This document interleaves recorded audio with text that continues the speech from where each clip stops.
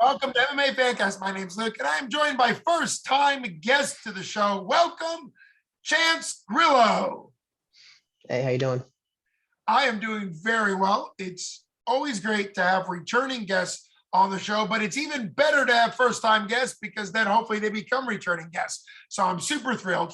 You are going to be, we're under 2 weeks away now. You're going to be one of the fighters on the absolutely jam-packed Braun the Berg 12 247 Fighting Championship event when they take over the Meadows Casino just outside of Cannonsburg, and you are fighting advanced amateur rules. So let's jump in on that. You have a 2-1 record. You're fighting the Matt Factory. Has a guy that I think I've watched all of his MMA fights, and they call him Bobby Murda, but his real name is Ferdos Naimi, and you're going to be fighting him. You're out of Morgantown. This is a great matchup between Pittsburgh and Morgantown. Let's jump in. Have you had an advanced amateur Pennsylvania rules set fight before? And if not, how much are you looking forward to it being advanced amateur? So I don't know. It's weird. My fights have been in Kentucky and MMA. Kentucky and West Virginia. So the rules are a little bit different. As it's pretty much the same, except they had shin pads, but we were still allowed to kick to the head. So the only real difference to me is I can't throw kicks to the head.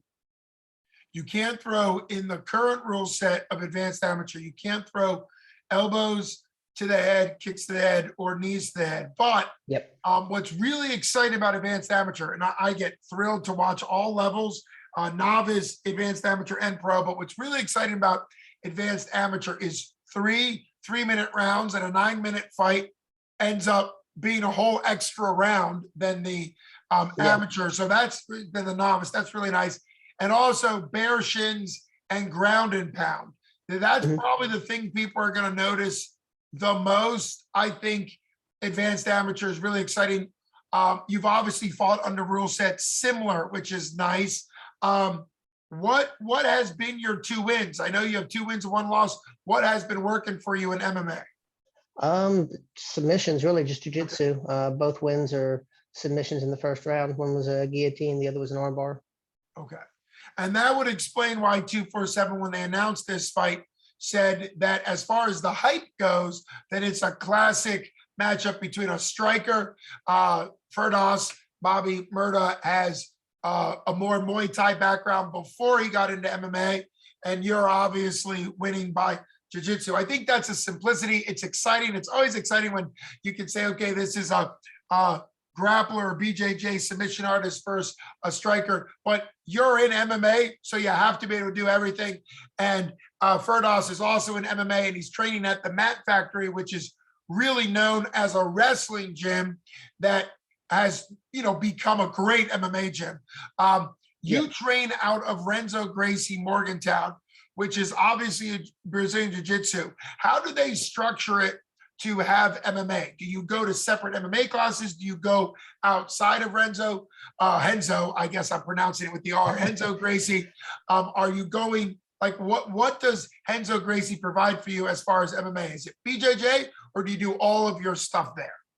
So I do all my stuff there. I mean, it's primarily BJJ for most of the people that go there. Sure. But our coach has had some MMA fights, has done Muay Thai as well, and there's a couple Muay Thai fighters there, a couple boxers as well, and so we're able to come in, on different hours, according to the schedule, and just train the striking. And then as far as jiu-jitsu goes, it's the normal days. Sure. Well, hats off to everybody that you just kind of ran through, the boxers, the Muay Thai, the extra people that are obviously working on their own craft, but willing to help you, and the coaches. I think it's great that a traditional BJJ gym that really is about the developing of kids and adults through the ranks. I think that's beautiful. And I think it's also great that those traditional gyms are, holding space for people that need to do more aspects of MMA. So it's really exciting. Did you start out in BJJ before you went MMA? Kind of tell us a little bit about that history. No, actually, I guess initially it was Taekwondo. My dad was a black belt in Taekwondo. Did that as a real young kid. took a break, and then getting back in, I did karate for a number of years, and just did, a bunch of karate matches, and got into jujitsu. Okay, well, that is exciting, and I'm going to make sure I point that out on the commentary that even though it's easy to think of your opponent as the striker, with your karate background, you obviously have sort of a diverse striking attack as well. It's always exciting to see what MMA brings out of people. I often bring up, probably too much, my love for George St. Pierre, GSP. And one of the things I bring up about him is his proficiency in wrestling. He never wrestled in high school, Yeah. college. He never wrestled anywhere. He learned it in MMA. So I think sometimes the traditional MMA, the Randy Couture's, the older school, what they call the first generation, they really, and even before that, the Gracies, they really did come in with one style and try to make that work. What we've seen with really people like you is you have multiple styles already, BJJ, submissions, striking, but you also need to make it work for MMA. What is Yep. your current belt rank in BJJ? Brown belt. Brown belt, fantastic. Now, I've always been taught that brown belt and BJJ in some ways already has the technical know-how of a black belt, but they're kind of developing their own techniques and styles to sort of how Eddie Bravo is sort of famous as a black belt for kind of having his own style. Some of the black belts are more famous for their own style out there in 10th Planet. Is that where you see it, or am I wrong? Are you still adding a lot of technical know-how as a brown belt waiting for the black belt? That's a good one. I mean, it's kind of accurate, I'd say. I mean, there's definitely, I definitely have my own game when it Yeah. comes to particular submissions and sweeps and attacks and guards I prefer, passes I prefer. But yeah, still, still learning new techniques every day, because it's constantly evolving. I mean, you see like Ryan Hall with his reverse 50-50 and 50-50 stuff. And then you got, in the gi, like, worm guard and all that, screwy, so, it's always more to learn and add to the game. If it works for me, keep doing it. If it doesn't, still practice it, but it's not part of the game plan. And I think it's great at your level. And obviously, we know it's important to point out that at the black belt level, there's still development. I mean, there's black belts that I've seen, pretty famous black belts that talk about how black belts should be constantly looking at. There might have been an older philosophy that a black belt in really anything, even Taekwondo or BJ, was kind of like, well, they're the master and that's it. Whatever the black belt says goes. But I think as more and more BJJ particularly takes off, and there's tons of people earning all the way up, which is a huge accomplishment, brown belt, and then eventually black belt, hopefully for you, it's important to recognize that everybody's learning from everybody. Now, I'm going to ask another technical question. Okay. And this is not to get you in trouble with the BJJ community, so you can plead the fifth. But I almost got you in trouble asking you to describe the difference between brown belt and black belt, but you avoided that trouble, which is good. But could you please, because there is an entire attack chain, there's submissions, there's lots of stuff. A lot of the holds change when you're in the gi versus no gi. And I would think that a BJJ purist loves the gi. It's beautiful. It's even more applicable for street fights, because even this glow, what I'm wearing right now, could be a gi in the sense that you could hold on to it and choke me with it. But when it comes to you being an expert in the gi and also no gi / MMA, which kind of is, a no gi version, what do you see as an advantage? This is where I get dangerous. What do you see to an advantage of no-gi? Obviously, there's a ton of advantages to how you can sweep, because you can grab the ankle and get the pant leg, and there's a lot of different things. There's even chokes that just exist off the gi. But what have you found as a benefit of no-gi / MMA? Man, that's tough. I mean, they each have their own benefit. No-gi definitely, there's less restriction, there's definitely some dumb rules that come around as far as, competition in gi, especially when dealing with like the lower half of the body, that I think is completely stupid. But gi has its place for sure. Like, I mean, if you can grab a hold of something and pull Oh, someone down, they're not going to hit you any, so that's an advantage there. But most people aren't wearing like a thick flannel jacket all the time. So you got to know when to get a sleeve grip or when to hit an underhook. I think that's a big benefit of no-gi, besides the more the less restriction of attacks, is knowing how to do the sweeps or submissions when you don't have something to hold on to, like a sleeve or a lapel. and I think that is a great detailed answer, because there's obviously, I said it in my long question, because I tend to build paragraphs into questions, but one of the things I brought up was pure BJJ in gi is applicable more in a self-defense world, where a Sure. hoodie Yeah. is going to give you a lot of options. The pants, are going to give you a ton of options. So even, I Yeah. guess, sneakers or shoes might give you options that don't even exist in the gi, because if you're doing any type of heel attack or ankle lock, the foot's not going to slip out if you got a shoe on. So there's a Yeah. lot there that I think would be helpful. But one thing you pointed out, there's a simplicity or maybe a fluidity that happens in nogi, where you have to, like you said, you have to be able to control the body without holding on to something here. There's nothing mid-chest on a bare shirted opponent in MMA that you can grab here. Yeah. And so I do think that there's a lot there, and we've seen a lot of high-level BJJ guys and girls transition very well and kind of come up with what works for them. You brought up Ryan Hall, who really is showing that you can take sort of gi only, what used to be considered gi only attacks, into MMA. And I'm going to say his name wrong. Alexio Olenek. Olenek, yeah. Yeah, Olenek, yeah. the heavyweight. Correct me if I'm wrong, but hasn't he hit Ezekiel chokes, which are typically gi?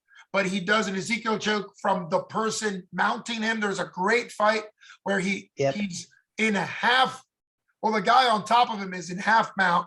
And, obviously DC starts saying, oh, this is a terrible position, because he gets full mounted and he does sort of like this. And the next thing you know, the guy's tapping, and it turns out he did. So did that did you take anything kind of from that you see these guys using sort of a gi approach in MMA?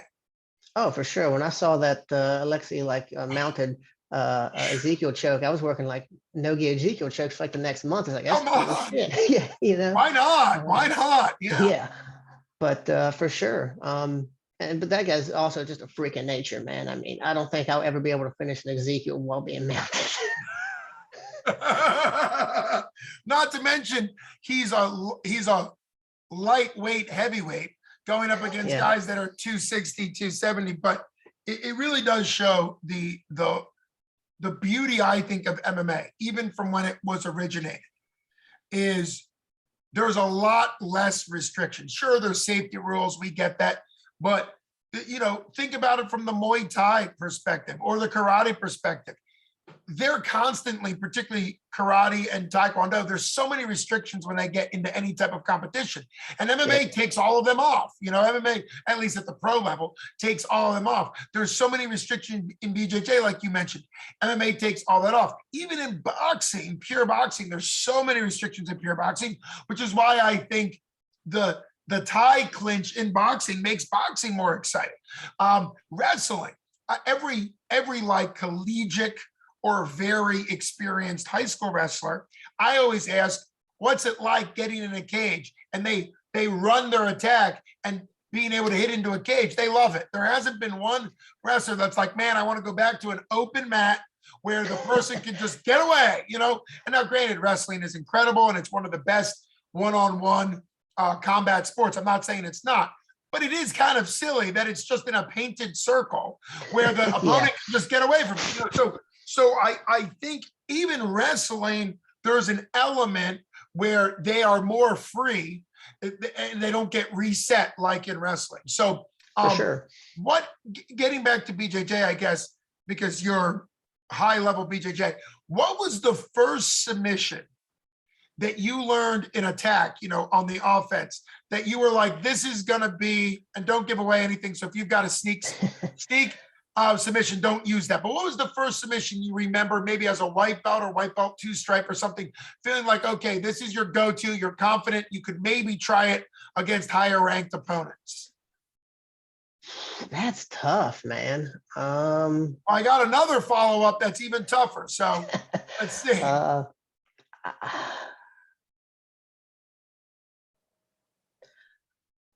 I mean, very first, I guess I'm going to have to go with the guillotine, just because it kind of naturally, some people just kind of have that natural squeeze or body position to like really hit that high elbow and get it in. And I think just the way my body's made, it kind of made it easier. So I'll go with that. Perfect. And you even brought in something that we could talk too many hours about, how BJJ particularly, but I could also critique it from a Muay Thai, striking, wrestling. The way the individual body is designed, whether it's longer, shorter, different sizes, different spacings, does make certain things easier or harder. I mean, it's just the way it is. And I think it's exciting when you start finding the way your body's structured that can work. I think of Sean Shirk, Muscle Shark. He had no neck, so there would be certain things where you could do when you don't have a neck. But here's my follow-up specific BJJ question. What was the first defense? Because obviously when you're a young BJJer, you're just getting submitted all the time. What was the first defense to any submission that you started thinking, okay, if I get into this submission, somebody's putting me on the submission, I have a chance of working my way out of it? Like, what was the first submission you started thinking, okay, if somebody goes for this, I have a better chance than not to get out of it? Oh, that'd probably be an Americana or key lock, whatever you want to call it. It's just that generally is like, if they slap that on, I'm generally going, okay, I can get out of this like immediately now. But I think that's probably the one. Yeah. Well, and that's a great answer, because in many BJJ circles, it's a legitimate attack. It obviously is effective. It tends to be an attack that an inexperienced person is more likely to tap to. So it makes sense once you start getting some experience. And I asked that question, just started asking it a couple interviews ago, because what's cool about BJJ is you could be a black belt for 10 years and still be submitted, right? Because you're still gonna, but what's cool about BJJ is it's like tying your shoes. Once you learn a skill, you can build on it. So once people, like I remember teaching people the hitchhiker thumb defense, like to get out instead of your arm this way, you get this way. Once they learn that in armbar, it made them like, okay, I'm not dead to rights every single time somebody grabs my arm, Yeah. And it's sort of like a good thing when people can start, or the stack defense in the triangle and the leg triangle, when people can learn that, because they just think of the slam defense, which isn't usually legal, that Rampage Jackson does. And honestly, the slam defense is probably, although it did get a great knockout for him, Matt, I'm going way back, but of course I'm blanking. Matt Hughes. Thank you. Matt Hughes showed that the slam defense, he was actually unconscious. It worked, but he was actually out. So I think generally, if you're Matt Hughes, you can do what you want. If you're Rampage Jackson, you can do what you want. But generally speaking, the slam defense is more of a rookie defense because it takes more muscles and it actually makes it worse unless you put the person unconscious with the slam. Whereas the stack defense is more cerebral and it takes more time, and you have to kind of know, okay, I've got to go here and there. So it is exciting when people kind of learn BJJ and start adding components. One last question, because before we get to the fight, because I could do this all day, is all right. What is your favorite BJJ skill to teach a new person or a lower ranked belt? Oh, a new person or lower ranked. That's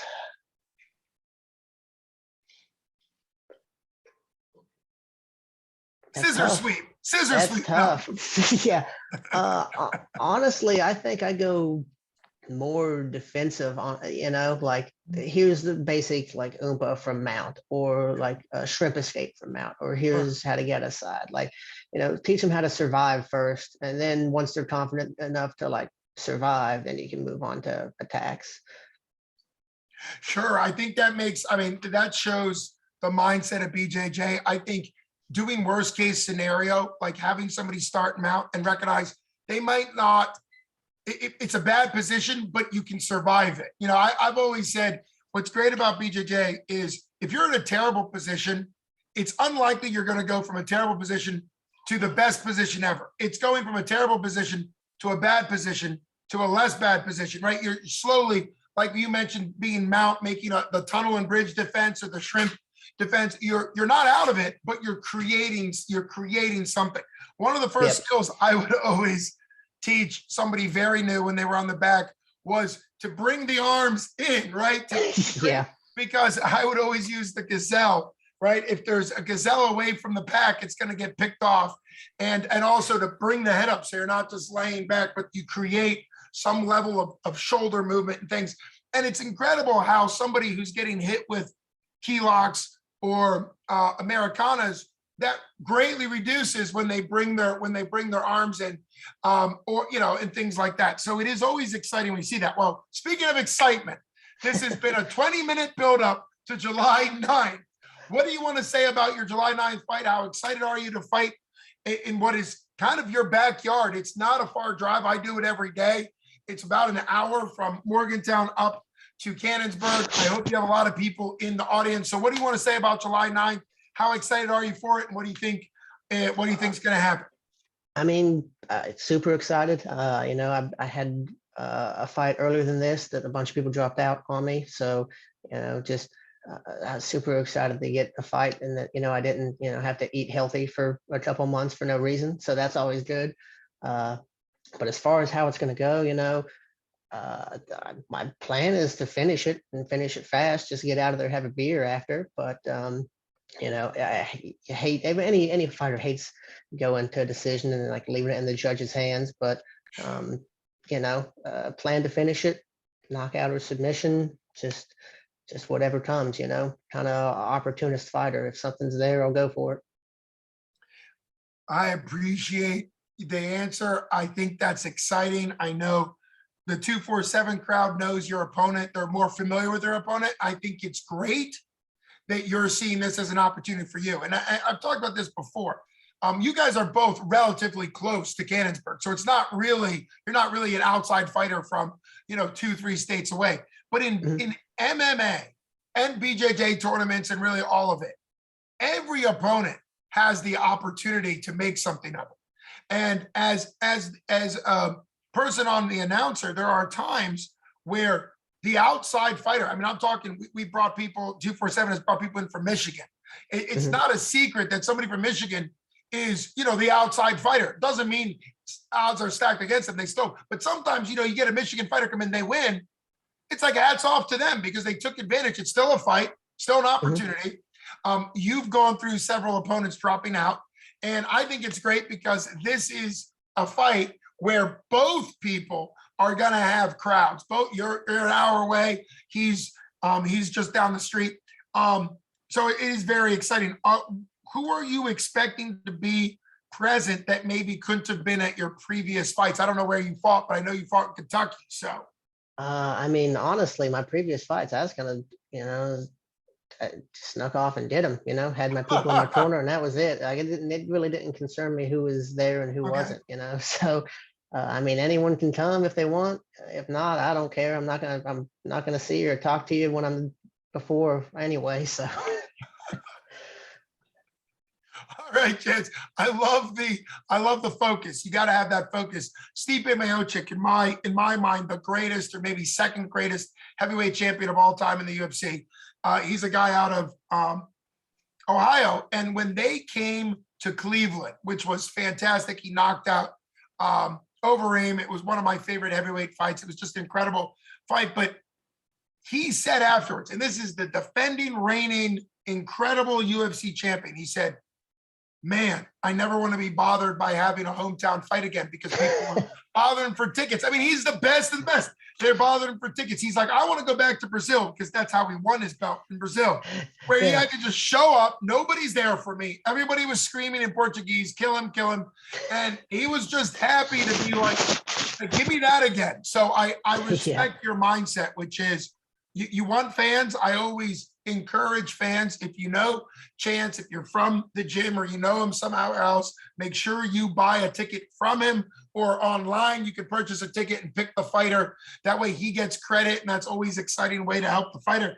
It makes perfect sense that you just want to be dialed in, and that's what Stipe was talking about. He just wanted to be dialed in and just go to a fight to fight and not necessarily have to worry about all the other things. So it's been a thrill and a pleasure. Thanks for humoring me with all the BJJ specific questions and letting this interview go longer than just talking about the July 9th fight. For anybody watching this, if you're from really far away, keep in mind that there is a pay-per-view that you can buy at 247fighting.com. And as Chance said, it'd be great if people could come in person. I like your professionalism.